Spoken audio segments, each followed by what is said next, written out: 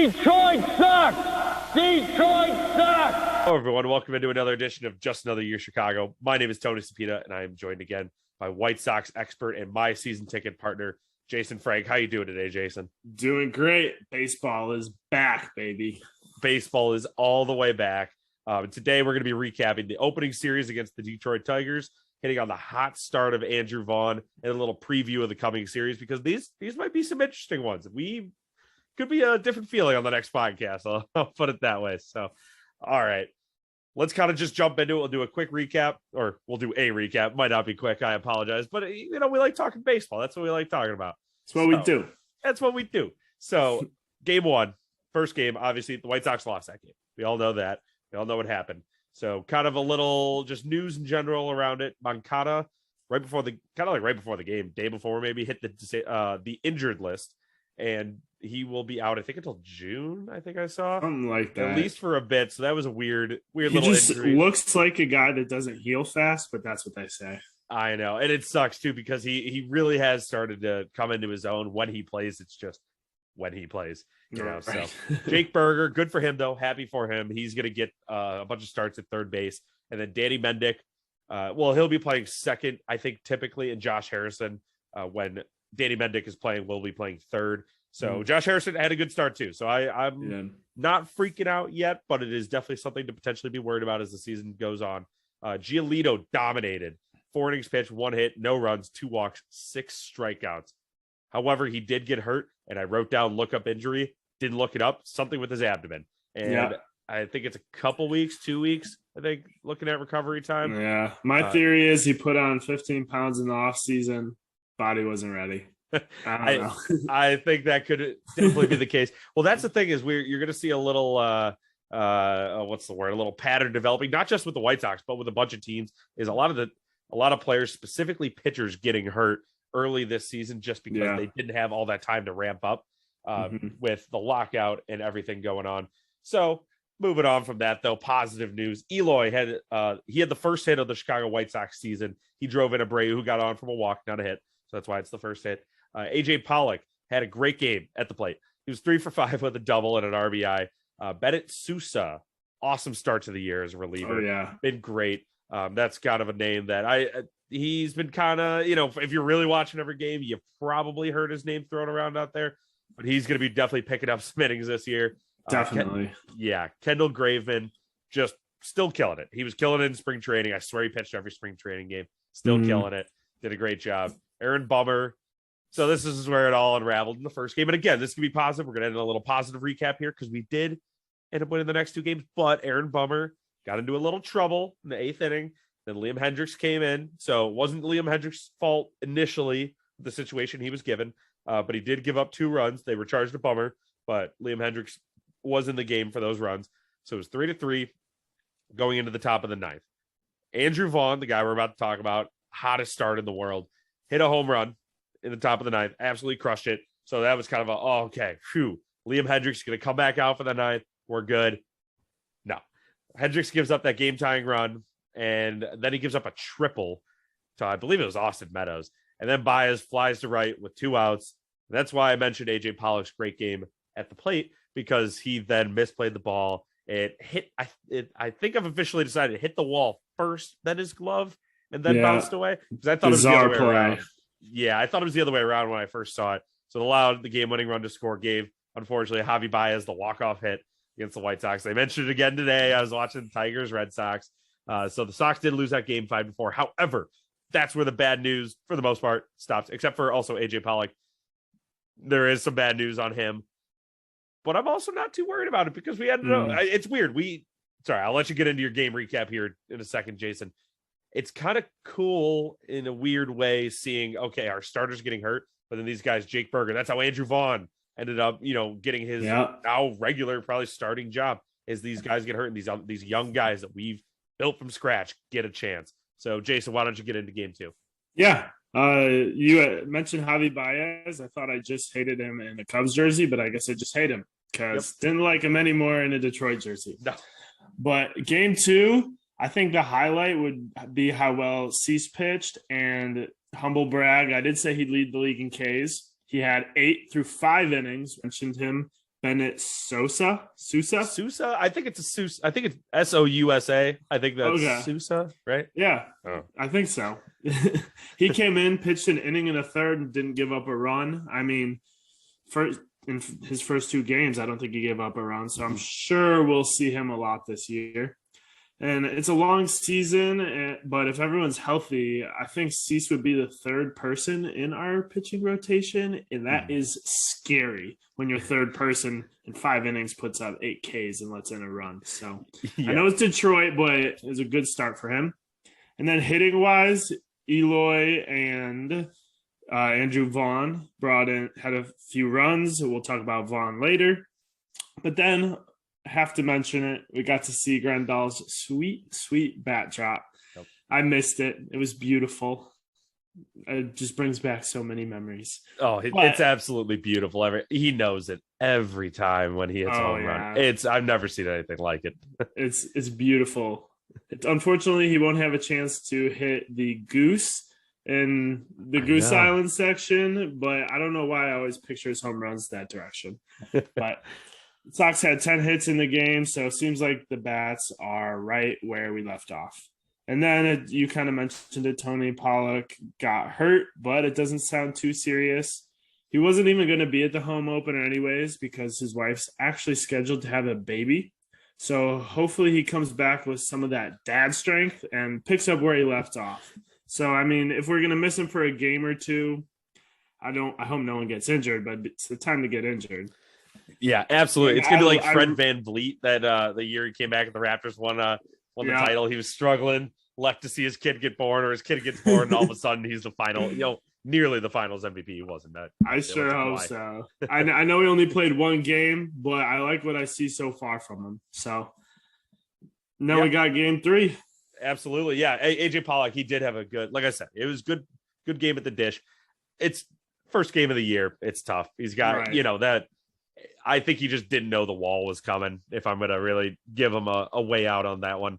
Right. It happens. New stadium. I mean, he doesn't play Detroit what seems like 30 times a year when he was in LA. So he'll get used to it. But. Yeah, absolutely. And we got 162 of them. One, I'm not going to cry about one, especially when, like you said, they win game 2 and then game 3. I mean, it's like the Tigers weren't even on the field. It was bananas. Yeah. Tim Anderson returned. That was the big news of the day. And boy, did he.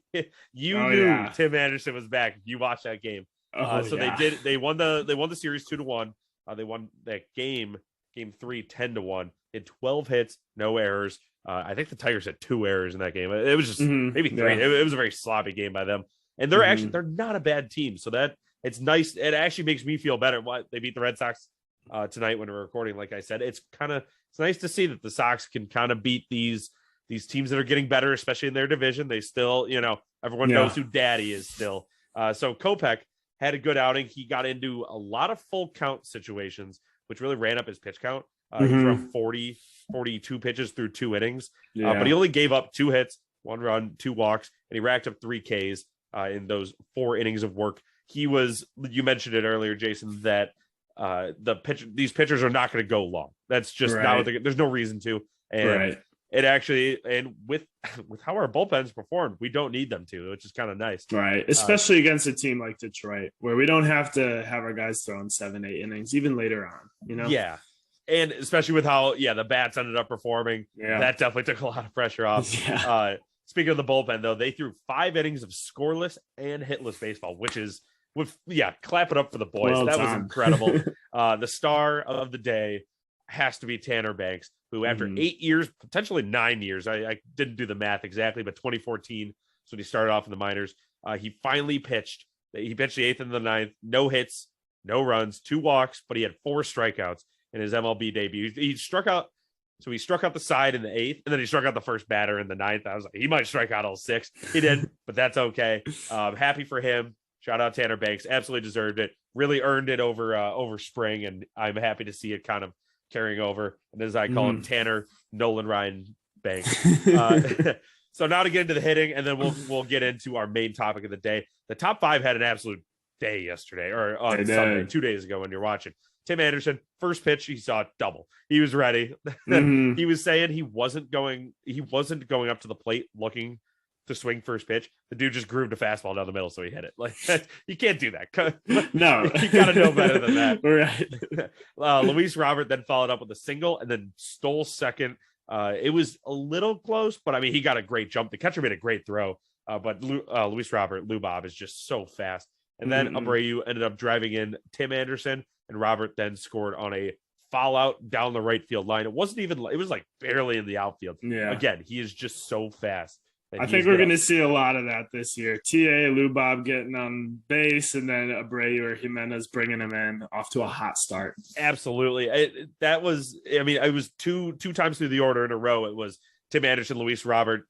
I think Luis Robert ended up grounding into a fielder's choice that next time up, which got Tim Anderson out after a single, but it was still, and then Abreu came up, and I think he may have drawn a walk or maybe that was his double, but either way, it was fantastic. A lot of pressure early in games we're going to be putting on these pitchers. Yes. Tim Anderson, his line was 3 for 5, 2 doubles, 2 runs scored. Abreu 2 for 4, the double, a walk, 2 RBIs, and 3 runs scored. And then the man of the hour, the guy we're about to talk about here. I know we've alluded to it 100 times. So here's the 101st time. Andrew Vaughn was 2 for 4 with a walk, a home run, a beautiful, kind of meaningless at the time, but still a fantastic home run and 4 RBIs. So to get in, White Sox 2-1 to start the season. Fantastic. Love to see it. Let's talk a little bit about why we're at that point. And that one of those reasons is Andrew Vaughn. Andrew Vaughn has had a hot start to the season. He's 4 for 10, 2 home runs, 455 on base percentage, 1,455 OPS through 3 games. Obviously, that may not. He may not end the season hitting 400. He may not, yeah. But it's cool to see that hot start, especially because he kind of slumped down the stretch last year. But it was his first year, and I fully expected him to come back hot, which he has. Jason, what you got on Andrew Vaughn? Yeah, so I mean, I'm pretty sure at the start of the season he technically wasn't a starter in the first 9. But, I mean, he's going to win the 6th Man of the Year award, but for baseball. He's just put his head down and grind. He's the type of guy that you would want to date your daughter, basically. I mean, this man will just find his way into the lineup game after game, and probably because we're going to get injured a lot. But at a certain point, he's just earning it. Yep. Like you said, you put out a stat line. Like, how can you not right now keep him in the game? Whether it's DH or in the outfield or wherever we decide. Literally any other position. Right. It's insanity. He might play catcher. Who knows? He truly could at this point. And I did say earlier, he would be a determining factor between the Sox being great and better than great, like World Series bound. I mean, he's off to a hot start. And I did see an article on Twitter, and it was blowing up a little bit. Bob Nightingale, whoever the heck he is, said the White Sox have been in trade talks with the A's for Frankie Montas.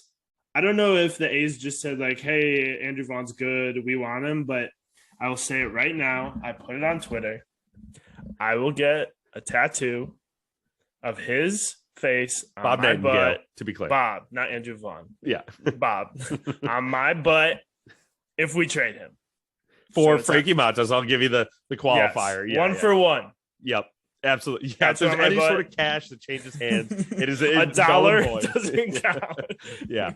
But yeah, Bob Nightingale, I mean, I'm sure that was definitely thrown out by the A's. Like the White Rick Hahn called up there like, hey, what'll get us Frankie Montas? And Andrew Vaughn and Rick Hahn said, all right, maybe not. But then, of course, Bob Nightingale, the shill for the MLB, carrying the MLB's water left and right.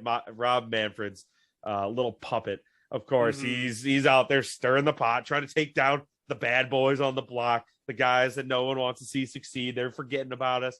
All that. You can't stop us. You can't stop us. You cannot. So yeah, I said it to Jason, and this If it really was a 1-for-1 trade for Max Scherzer, I would think about it. But there's not really a guy I would trade Andrew Vaughn for right now. Like, because I wouldn't trade it. I know everyone. Okay, this might give me some heat if anyone's still listening at this point. I wouldn't trade him for Bryce Harper. I wouldn't trade him for Manny Machado. Mostly because their contracts are too big, and I think I just don't think that's worth it. Andrew Vaughn could be anything still at this point. He's been awesome in a year. right after COVID. He didn't really get any minor league experience, and now he's already hot 3 games in. Maybe I'm overreacting, but not at all. I love him. Yeah. Yeah. So there's our Andrew Vaughn talk, and now we'll wrap it up because I know we're going a little long here. Here is the recap of the season, or not the season, and not a recap. The preview of the coming the coming week, starting with Tuesday. Tuesday is the home opener. You're watching on Tuesday. I believe at 3:10 first pitch. It is against Seattle. It will be Vince Velasquez on the mound, which sure. And then I know Keuchel goes Wednesday. It is currently unannounced at the time of recording who will be the Thursday pitcher. I would get just because of the Giolito injury. I would guess Ronaldo Lopez. Maybe Tanner Banks makes a little start. They do kind of a him followed by Ronaldo Lopez little bullpen day. I'm not entirely sure, but I gotta say it. The Mariners are gonna be damn good this year. They were pretty good down the stretch last year. I don't know if they're going to be a playoff team because the AL is just so stacked. I just don't think they're there yet. But they did take 2 of 3 from the Twins in their first series. And Julio Rodriguez, that's the Mariners center fielder, rookie. He's being discussed in the American League rookie of the year conversation already. He is fantastic. He is going crazy. His stat, he's hitting well, but he's also just making crazy plays in center field.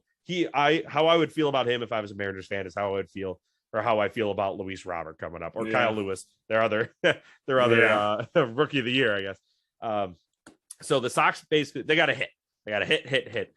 Not exactly our best 3 starters going, considering we don't know who one of them is, and I'd still take probably him over Dallas Keuchel at this point. We got to put up 10 again. Yeah, we honestly do. So the Mariners are trotting out. We don't know on Tuesday. Well, we might know by this point. I'll check for the end of the show. Robbie Ray, fantastic pitcher on Wednesday. He's their number 1. He's their ace. And Logan Gilbert on Thursday.